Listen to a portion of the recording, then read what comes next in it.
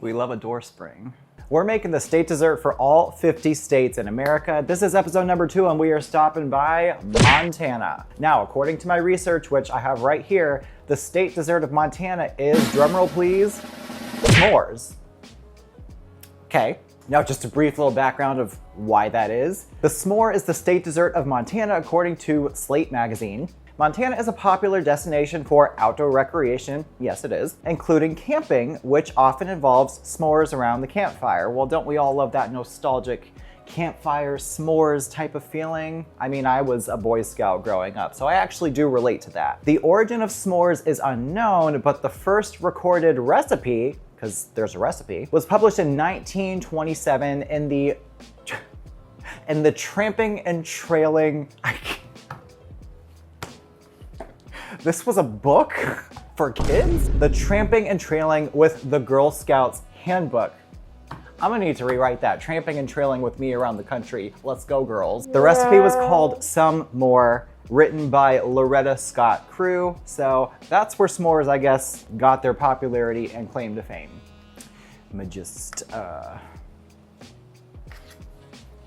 Ta-da! This is your dessert, so what are we gonna do? We're gonna make graham crackers and marshmallows from scratch and make homemade s'mores. Before we get started, make sure you hit that subscribe button and the notification bell so you can join me for the rest of these videos in this amazing series, making all the state desserts in America. We're gonna start off with the graham crackers, which is really easy actually. You just mix together flour with some cake flour. We have cinnamon, baking soda, and salt that we whisk together, and then this gets brown sugar. We also have some vanilla extract, some softened unsalted butter, some water, and some honey. That's where a lot of the flavor and sweetness comes with these graham crackers. So we're going to use a little hand mixer to mix all of this together until it forms a dough.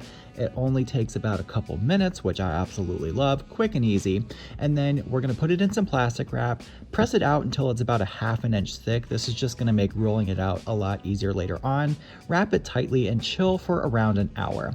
Now we're gonna roll it out even more to about an 1/8 of an inch thick, and I am using a nice little ruler here to measure it just to make sure the graham crackers are straight, nice neat rectangles that are all the same. You wanna prick it with a fork because you know graham crackers do have those little indentations. You don't need to stab it like your worst enemy, but you do want to prick it just so they don't rise too much. They get baked at 350 and then we're going to let them cool. Now for the marshmallows, we're going to let some gelatin and water set in the bowl of a stand mixer while we cook this mixture of water, sugar, and corn syrup with a little bit of salt.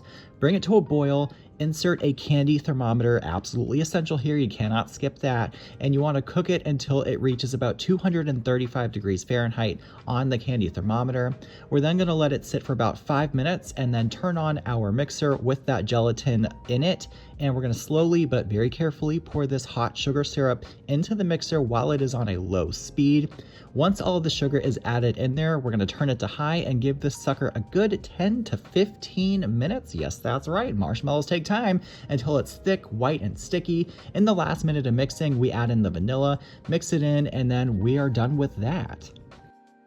Normally you have to let marshmallows sit for like 6 hours to set, and I just don't have the patience for that because I really want to eat these right now. So I put it in a piping bag and we're just gonna pipe it on there, but honestly, homemade graham crackers I think I'm more excited about because I've never made homemade graham crackers, which as a baker I feel like is sacrilegious. They came out so perfectly. So these s'mores are totally homemade. We got our graham cracker that we made first. I let them cool, and then we made the marshmallow, and I think this is a little more exciting, piping fresh marshmallow on there. Look at that. Oh my gosh.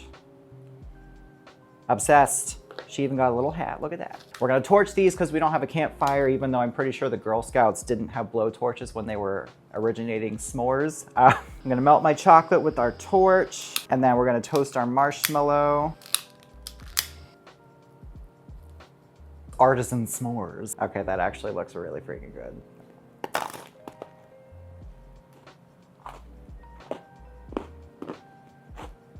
Oh my God, it's probably a sight to see right here.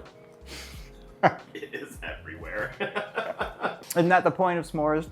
Best s'more I've ever had my entire life though, I will tell you that. Like just the fact that everything is homemade, I think makes it taste better because I know I made it. I've never liked a graham cracker so much in my life by itself. It's like so crunchy, it's so good. The marshmallow, fresh marshmallow, like classic nostalgic flavor there. And then I used really good quality chocolate because I'm not cheap. I gotta say, making every component aside from the chocolate was really fun because I've never made graham crackers, which who knew how much better they were. And then homemade marshmallow, there's like so much to love about that. It's so fluffy and delicious, and it feels really special to make it yourself. The recipes for the marshmallow and graham crackers are linked below because they are not mine. So of course I'm gonna give credit to where they came from. Don't forget to like, comment down below what state you live in and what dessert you wanna see me make next, because it might just end up in the series. Don't forget to hit the subscribe button, notification bell so you can join me for the next episode of this 50 episode series of the State Desserts of America. I'll see you guys next time.